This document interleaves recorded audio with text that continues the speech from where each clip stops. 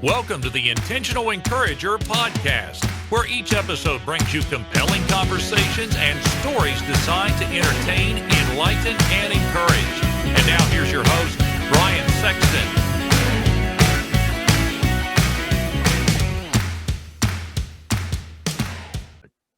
And welcome into the Intentional Encourager podcast. I'm your host, Brian Sexton. Thank you for joining us again today. And it's fun when I have been on a podcast and then I get to have that podcast host on this podcast.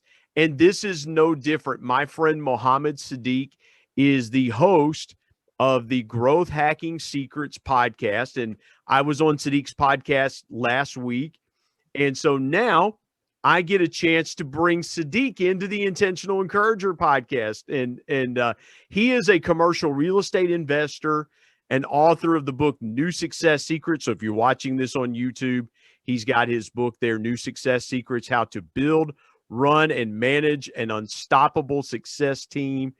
And there is a lot of things we're going to get into with my guest, Muhammad Siddique. And I'm just going to call him Siddique. So Siddique, welcome to the Intentional Encourager podcast. How are you today, my friend? Thank you so much. I'm wonderful, Brian. How about you and your audience? You know what? As we would say here in West Virginia, if we were any better, we would have to be taken out and shot. And Siddique, like myself, does a lot of podcasts during a day. And so he understands that, you know, you have to be ready for your guests and bring the energy. And Siddique, let's start here.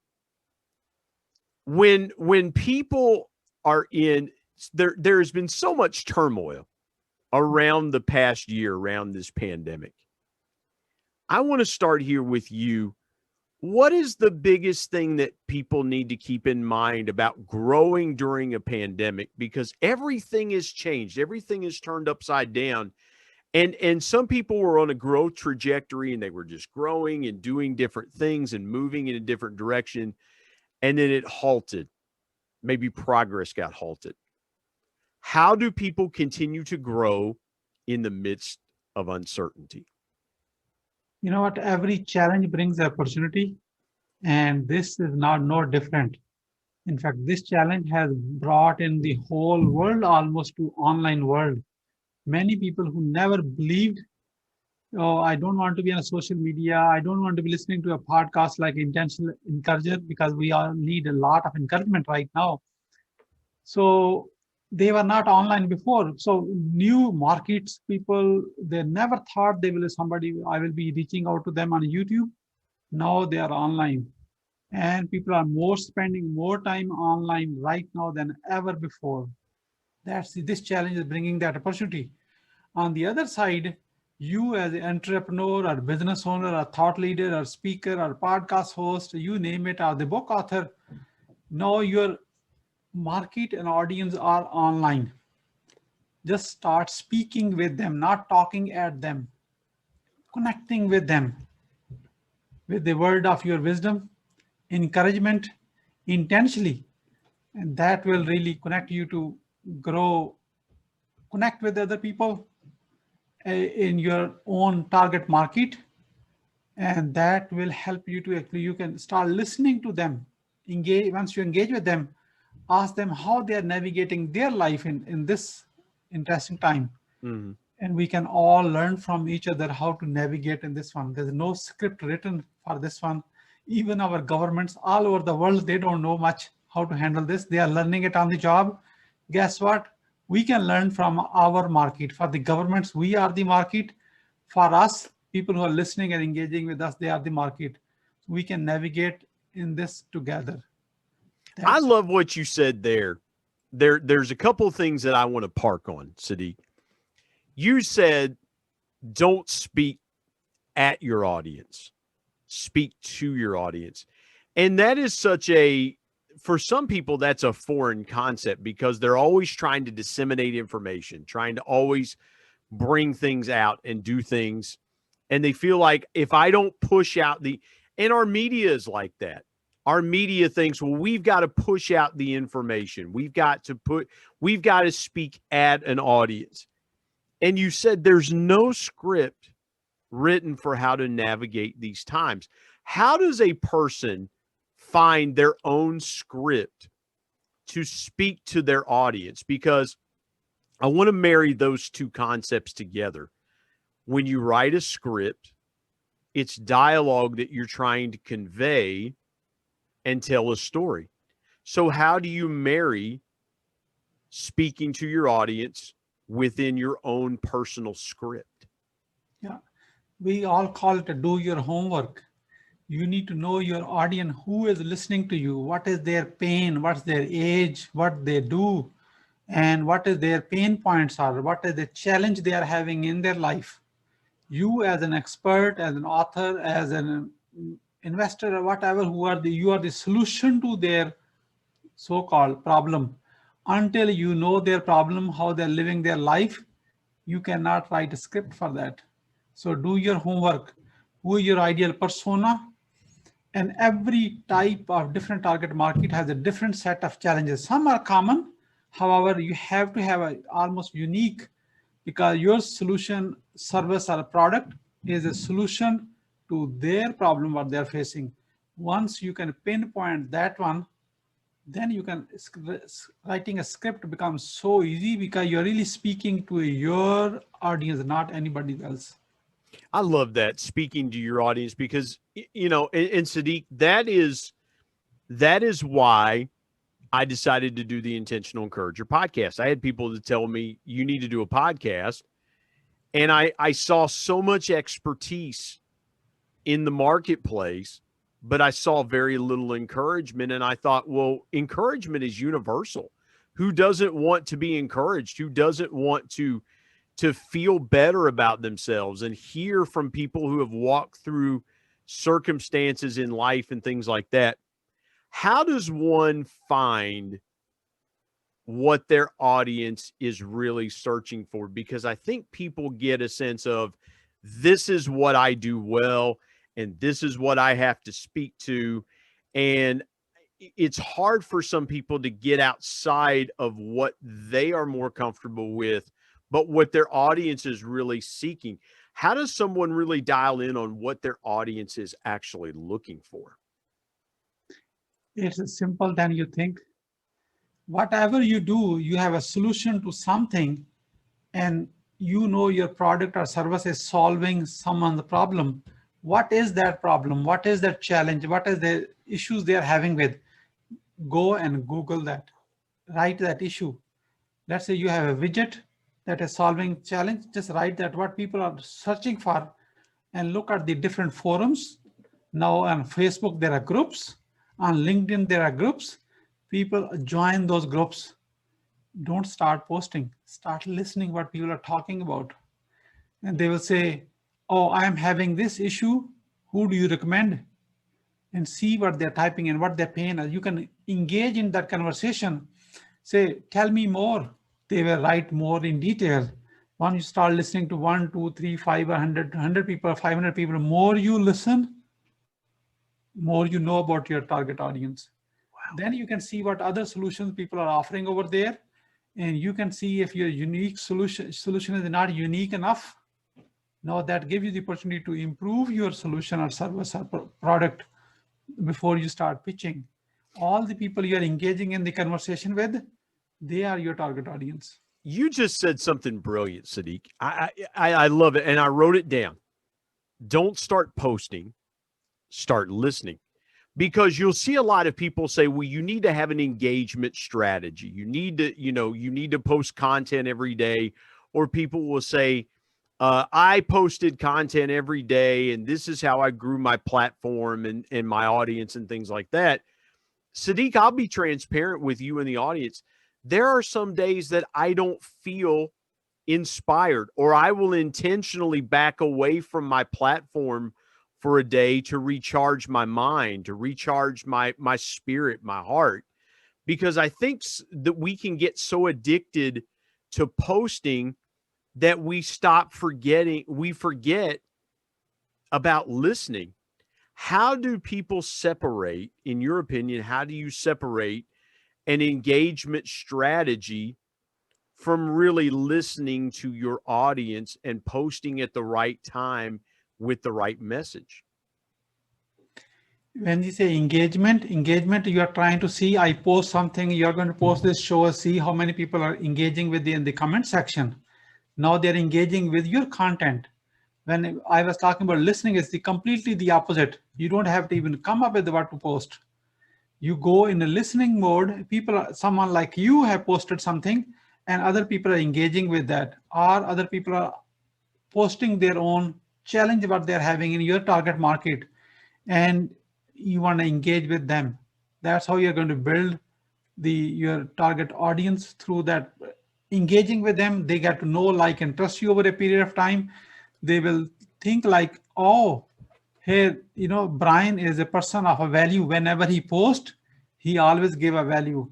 Then that's how you start getting the social trust level going up and up. One person may engage with you, the other 100 people are listening and watching. Two people post, there are 200 other people, they read it.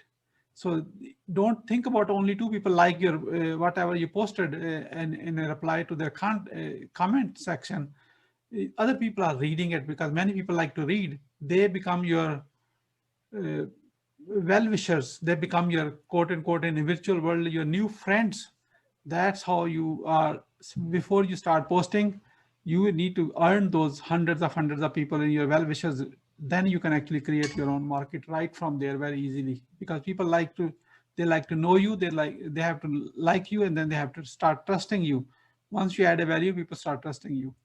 That is so brilliant, because I never thought of it that way. And I'm so grateful that you brought that up. More people listen and watch than they engage. I love that. That is so brilliant, Siddique, because you're 100% correct, is that if you are looking just at views and clicks, and we have become a society of numbers. We have become a society of, well, I've gotten X amount of downloads. I have X amount of followers. I have X amount of connections. It's about building the numbers. I have always said with this podcast, I am very minimally concerned with numbers. The number I want to reach is one. To your point that you just so brilliantly made, it is that one person that sees something that you've done, and it resonates with them. They're watching and listening over engaging. How do you, and I want to ask you real quick, and then we'll take a break. How do you flip the mindset of going from engagement first to listening first? Yeah, you want to be successful. We all want a success. How you can help someone to improve their life or a solution to their problem until you don't know what the problem is. You go to the doctor for anything. Guess what? Doctor start asking questions. They never say, I have a degree. I have treated 2,000 patients and out of the 200 died. They never say this. They never say their pitch. They ask question after question, more questions the doctors ask and listen to you. If doctor is not listening to you what you say, guess what? You don't even feel comfortable taking any medicine from him, prescription. So you are a doctor of your own field. That's how you need to follow the questions. Why doctor is asking question? He is listening. Because from the listening, they are going to come up with a prescription which is really unique to you. And that's exactly what you need to follow, the metaphor of a doctor, being a doctor of your own field.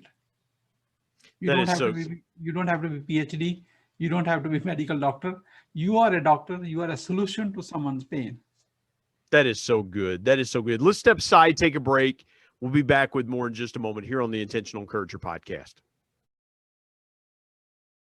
Hey, everybody, Brian Sexton here. I want to tell you about our sponsor, SEO National. SEO stands for Search Engine Optimization. Now, what's that, you might say? Well, search engine optimization helps you show up higher on search engines in front of paying customers for words that you as a business owner can monetize. What a great concept. SEO National is owned by my good buddy Damon Burton, who's been a guest here on the Intentional Encourager podcast. Not only has Damon and his team worked with businesses of all sizes, from e-commerce startups to NBA teams and Shark Tank featured businesses, but more importantly, Damon and his team are about transparency, trust, and providing lifetime value. So much so that he still has his first customers after opening SEO National 14 years ago. Let me give you some intentional encouragement and call Damon and his team today at 855-736-6285 or go to www.seonational.com and get a free quote.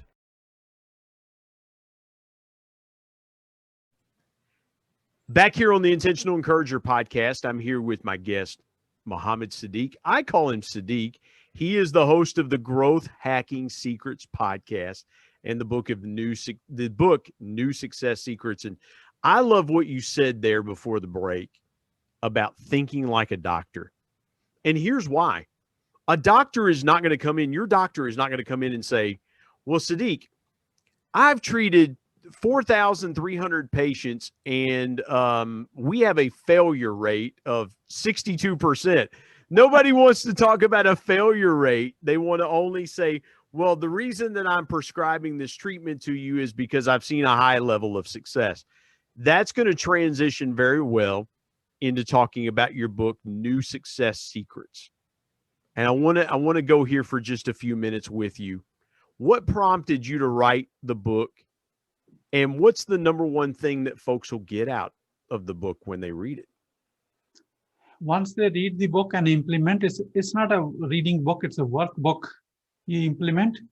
In my to-do list, we all have a big to-do list, then we get overwhelmed. We never really focus on certain things. Oh my God, I have so many things to do, very little time. 24/7 is not even enough time for me to finish because I'm so busy. My inbox to-do list is zero, Brian. Zero. Here is how your audience, people are watching Intentional Encourager, watching or listening, they can make their to-do list to a zero. In the book, I say there are 4 Ds. Once you have something to do, first thing is do it.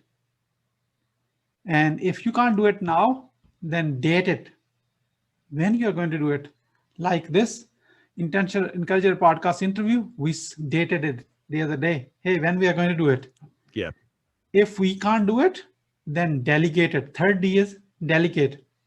Give it to in your team. If you have a team, if you don't have it, it's you. You delegate to someone to do it. The 4th D, you are going to love it. If you can't do it yourself, if you can't date it when you're going to do it, if you can't delegate to someone, the 4th D is dump it. Don't keep it to your podcast to-do list, because to-do list is going to overwhelm. Then that's really affecting our producing effective results. Siddique, I've got to jump in here. I love what you said. Do it, date it, delegate it, and if all else fails, dump it. Yeah.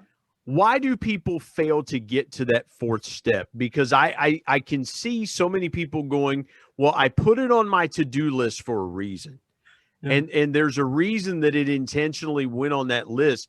And then there is a reticence or an almost this is not an option to delete this. Why do people feel that they cannot delete something off of that list? Because they don't know how to say no to something. They have not learned that part. They keep saying yes to everything what's coming to them. However, they are not well positioned to align what they are doing in their life. Is it helping them to grow? Is it helping solving their problem? Or is helping someone to add a value to someone else's team? It has to have one of those things. Otherwise, if you keep saying yes, it's not helping you. You cannot assign a certain priority. If it's not a priority, then dump it. Simple as that. It has to add a value what you are doing right now or in immediate future. If you are doing right now, then do it right away. If there's something in future 6 months from now, then date it. Don't try to do it now. If you don't even see it's going to help you next 6 months, dump it. You know, and that's so funny that not funny that you say that, but that is so ironic that you say that, is because we are all married to these things that we if it doesn't go on a calendar, if it doesn't, you mentioned dating, if it doesn't go on our schedule or things like that, and we are just a society that thinks the more things that we're doing, it's almost it really is, Siddique. It's quantity over quality. But what you're really saying is, if it's not adding value to what you are doing or where you're going, it really doesn't need to be on that list.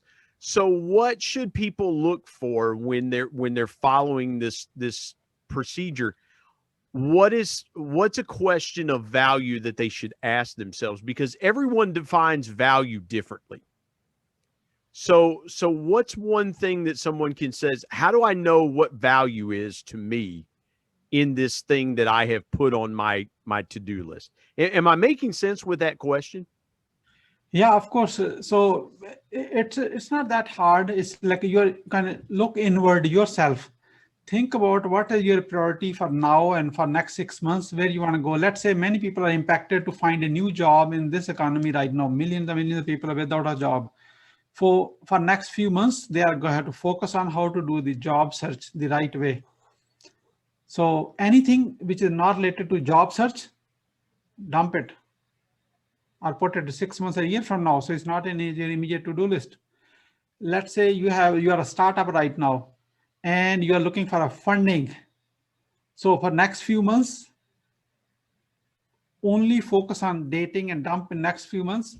Dating and doing it right now is related to finding a funding partner, investor partner. Or if you're alone, you're looking for other partners or board of advisors in your startup. So you only focus on things what immediately is going to improve what you're doing right now to take your business solution or a job search or a startup taking to the next level.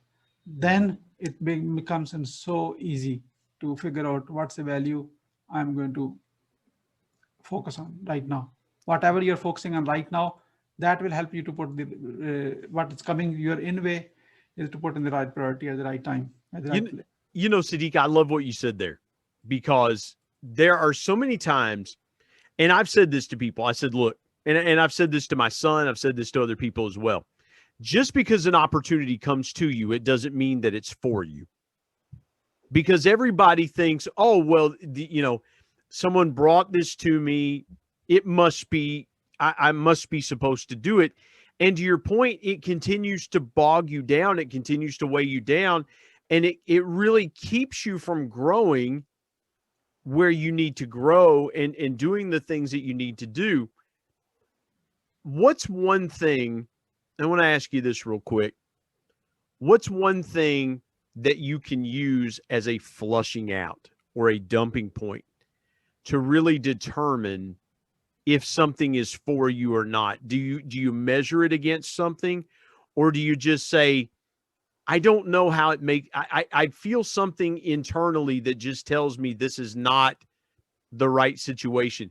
Because people will try to add things in that say, well, if I don't do this, I'm not going to get there. And really what it's doing, Siddique, it's really keeping them, the thing they think they need to add is keeping them from getting to where they want to go.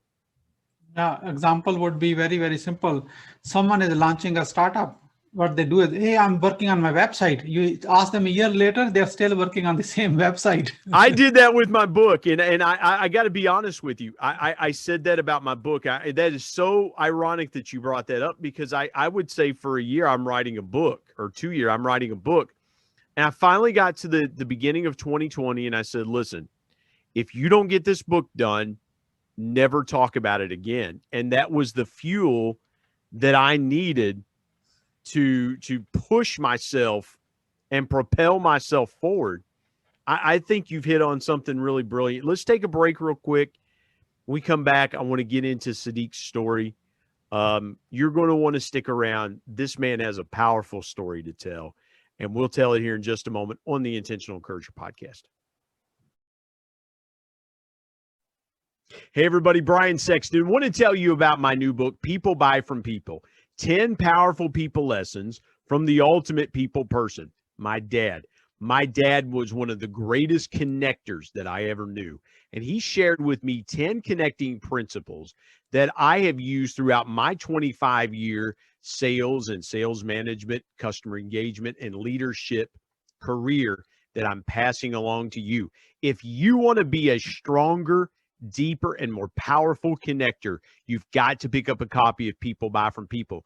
There are concepts in there that you may not realize help make you a power connector. You can go to Amazon and pick it up, Kindle if you're an e-reader and you like to do it that way, or now available on Audible. And there's one other way you can get a copy of People Buy from People. You can get one from me and I'll sign it for you.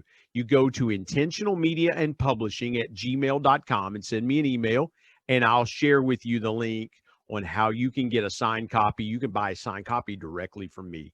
Again, People Buy from People. If you want to connect like never before, pick up your copy today of People Buy from People. And now let's get back to more great conversation here on the Intentional Encourager podcast.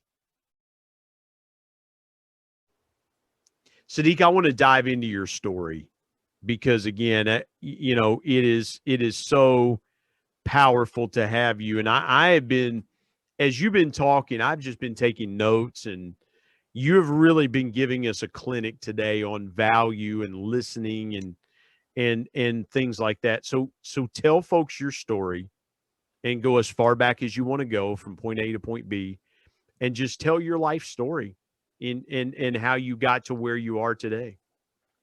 In case you have not figured out, I'm originally from Pakistan. That's probably my accent should say it all. Siddique, I thought you were from Kentucky. I really I know you live in Atlanta, but I thought you were a Kentuckian, man. Your accent, no, I'm kidding you, my friend. So I was born in a remote village in a small city called Rahim Yar Khan in Pakistan. And my parents never went to school. The village, around 300 families. There's even a city is like a 6 mile away with like you go on a bicycle.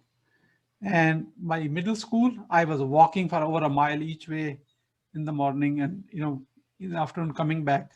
And I have done masters in computer science. I lived in a mosque, like a church, 2 years because I had no rent to pay in a city where I didn't have enough income. My parents, we are 5 brothers and 2 sisters, large family, single source of income. And I did it because there was nothing to go back. And I was doing a tutoring on the privately, earning money while I am actually studying myself in a college. And then masters in computer science. In 96, I migrated to Canada. Siddique, did your parents, growing up, when you said your parents were not educated and things like that, and I can relate. My father had a high school diploma. My mother she dropped out to marry my dad, so my mom didn't finish high school. Were your parents encouragers to you to get your education, or did that encouragement have to come internally from how you grew up and where you grew up? It's a combination of both. So mostly was my internally. However, one thing they say, as far as you're studying and passing and not failing on any class, you can continue the education. They never stopped me. That's their way of encouraging me. And I'm so thankful and grateful for that one. In fact, I was like, sometime I was the top in the class and sometime I was getting scholarships, winning grants and all that stuff. That's how I completed my master degree. And so when you finish, you immigrate to Canada, was that just an incredibly different experience from the way you grew up? Because most of us have lived in a certain area all of our lives, or we've moved a little bit, but we haven't. You basically picked up and moved from Pakistan to Canada. How did you end up in Canada, and what was that like? What kind of culture shock was that like for you moving all the way across the world? That was almost a 180 angle difference, not much difference.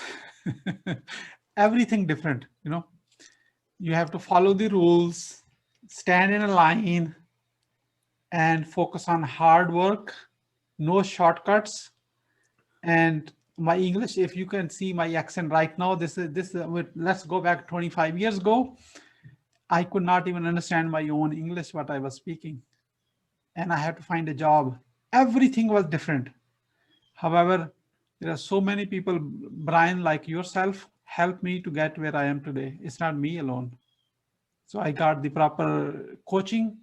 I found my first job in 3 weeks.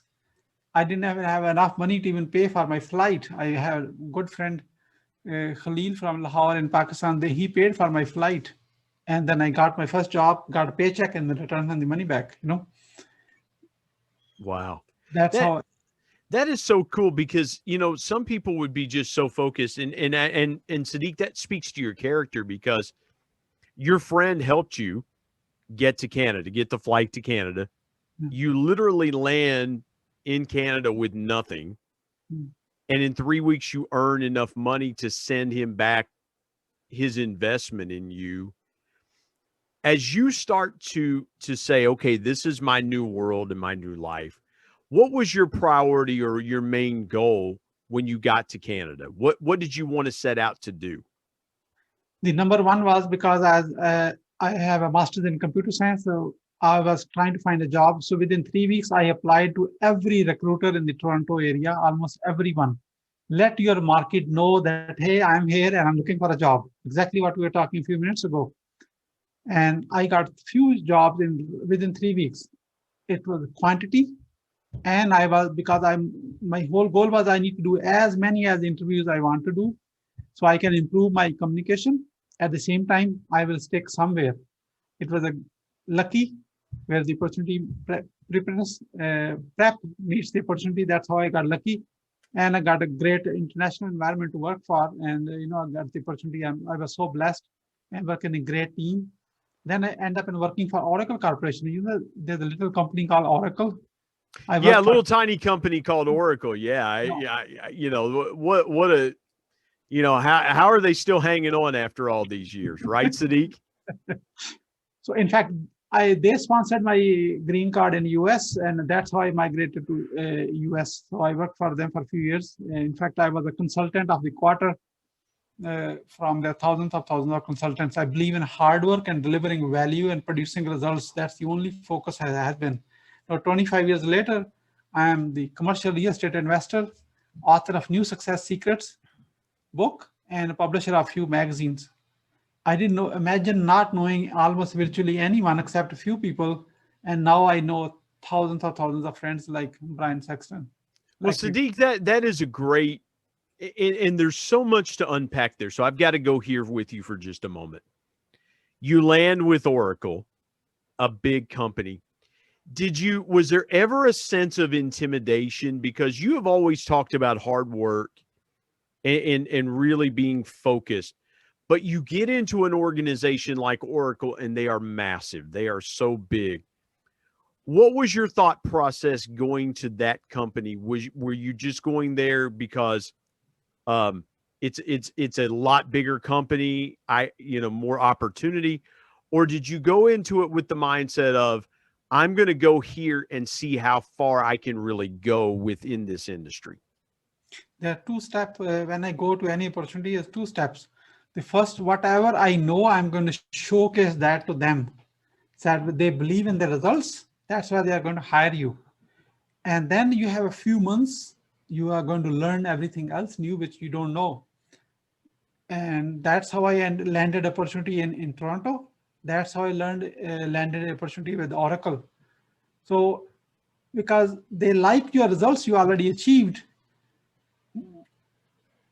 that's the only way they are going to hire you. Once they give you the opportunity, first few months is your opportunity, what you already delivered to someone else. Yeah. Showcase that one because you are a solution to their problem. At every bigger or smaller company, all have challenges. They are looking for a solution in terms of consultants who can help them to actually grow to their next level, their product, their services, their consulting. So don't get intimidated. Oh my God, this is so big. What I'm going to do? No overwhelming at all. No. Hey, I have some value to offer. That's why they hired me in the first place. Offer that value right to start with. That will give you time and opportunity to learn more with them. Was there a lesson that you learned from working for a company like Oracle that you've applied to your business today? Because, you know, a lot of people think, well, Oracle or companies like that, and we mentioned that because that's a company that you came from, that culture and things like that. These large corporations, people think, well, they have it so together. It's why they're so massive and so large. Was there something that you learned at your time in Oracle that's helped you in your companies today? Absolutely, 100%. In fact, what they do is, I was as a consultant, travel Monday to Friday, leave Monday morning is a good time of travels. So I traveled almost all major cities and lived there for small months, 2 months, 3 months, few weeks to work on different clients.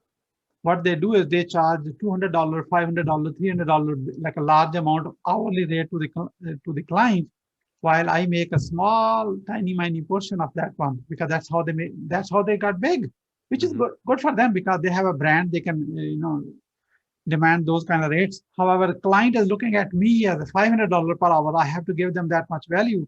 So I learned so much working with them for a few years.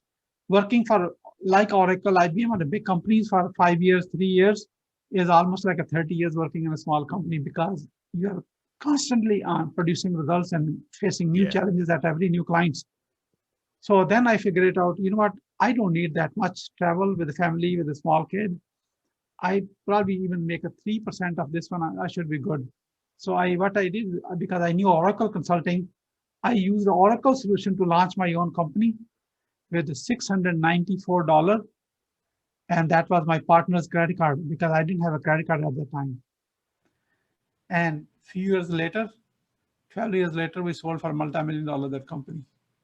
We were the number one e-commerce in our niche, in our business worldwide, competing with 30 other companies all over the world, using what we already learned from Oracle. Because if it's good enough for them, for my scale is good enough for them for a few $100 an hour, we are making a few $1,000s an hour from our own small, implementing the large into small way, my way. The lesson really is, you don't need to be that big. If you are really believing you're delivering a value, and you don't need even everything to be implemented, you will implement a small thing, however, in the big way. Focus, and that will produce results. Do you feel like that the way you grew up and how you lived as a child and an adolescent continue to push you through your life? Because a lot of people, and we see it here in West Virginia. We are a poor state. We have about 1.8 million people in the whole state. And people say, I want to make something of myself because I want to leave and go to bigger and better places and better things, because there are some parts of our state, Siddique, as you know, that are very rural and economically depressed. Did you ever have that mindset of, I want to succeed so that I can see a bigger world and not have to come back here?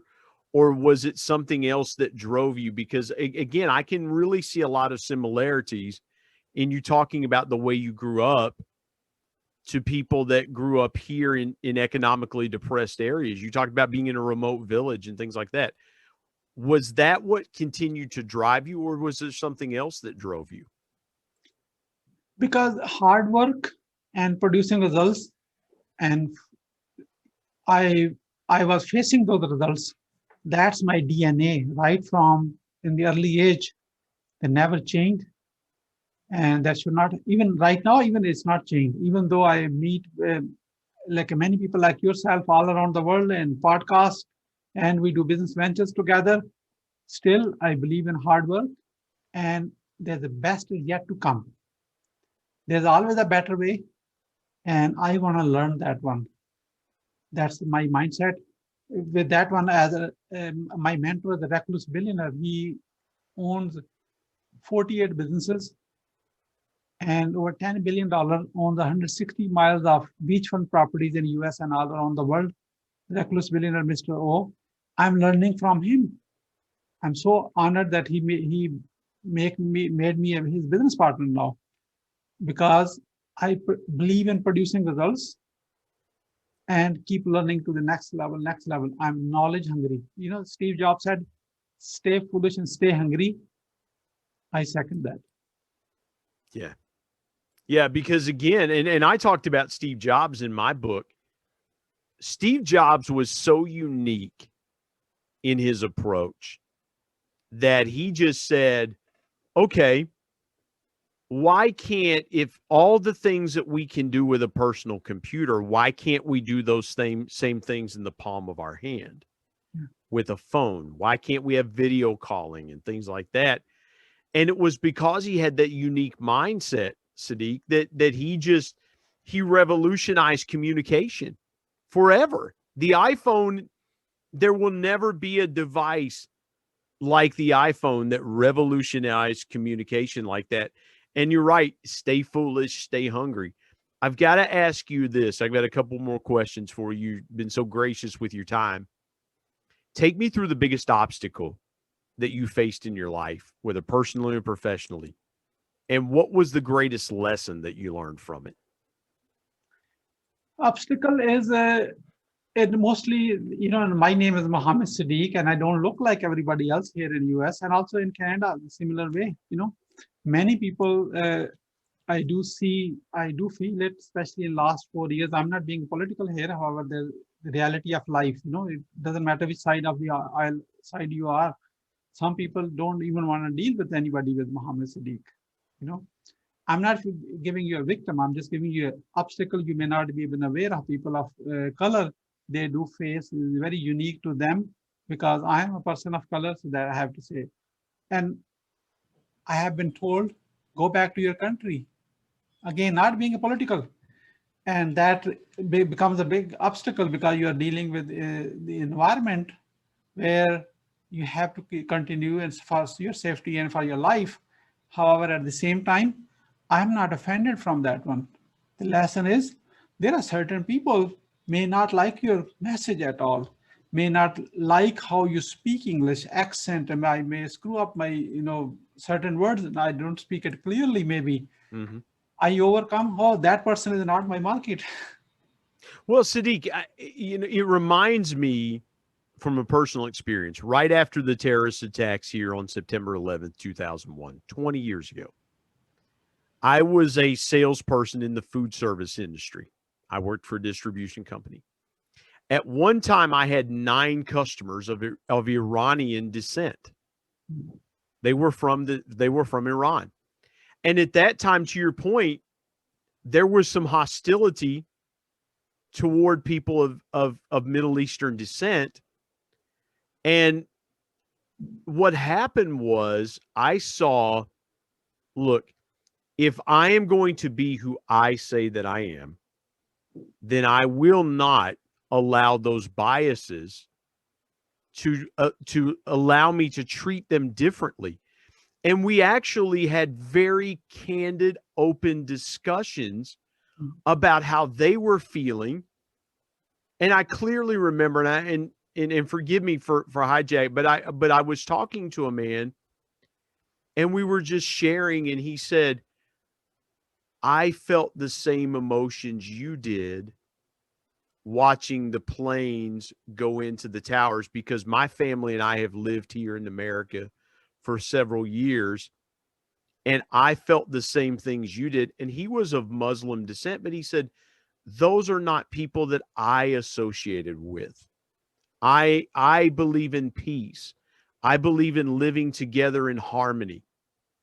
And it was enlightening for me, who is someone who had always lived in rural Appalachia, to get that perspective. So as you were talking, I was having that flashback of going back in and sitting in that Italian restaurant, talking to my friend and sharing those same feelings together as human beings. And thank you for sharing that, by the way. Thank you for enlightening us, because someone like myself, who's always grown up here in the United States, may not realize what someone like you who emigrated to this country faced. And people saying, go back to your country and things like that. there's no place for that. There really is no place for that in the United States. And our strength, I'm living by choice here. I follow the law, paying taxes and everything. In fact, all the diversity is the strength of our country. That's the foundation. We all can learn from each other. Look at this, COVID has taught us all over the world. Every scientist is working on one solution. Yeah. If we had no communication among the scientists, we will be without a vaccine for I don't know how long. Yeah. Yeah.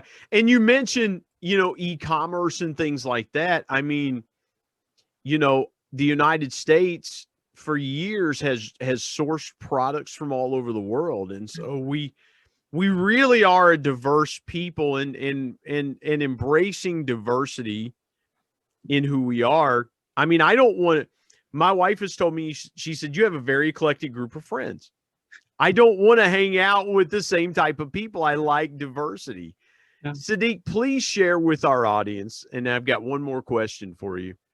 Please share with our audience your biggest piece of intentional encouragement.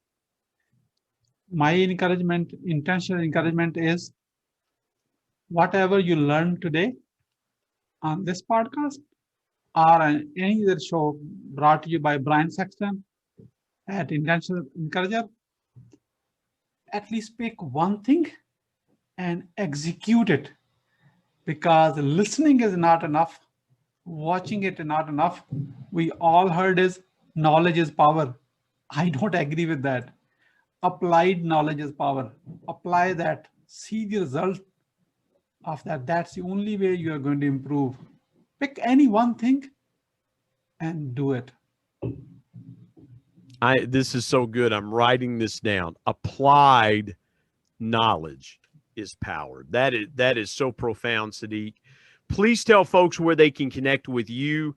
You have a tremendous podcast called the Growth Hacking Secrets Podcast. Take a moment and tell folks how they can connect with you. They can connect with me on website meetsiddique.com, or my ID on all social platforms is one, Meet Siddique, at Meet Siddique, MEETSIDDIQUE. LinkedIn, Facebook, Instagram, wherever you like, you connect with me. Happy to just mention Intentional Encourager. I will love to help you any way I can.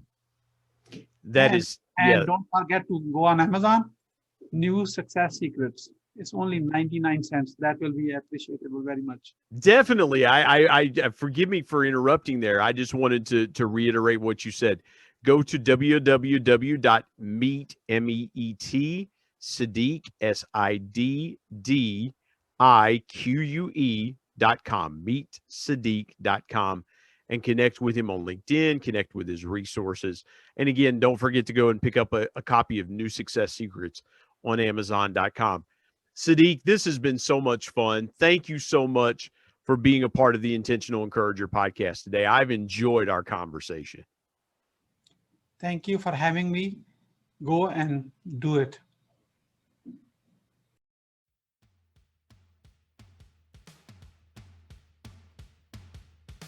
My thanks as always to producer Bryce Sexton and technical advisor Matt Means. And of course, the ultimate thanks goes to the Lord Jesus Christ, who provides intentional encouragement every day through his word. If you enjoyed this episode, you'll enjoy all the other episodes of the Intentional Encourager podcast, releasing each Tuesday and Friday.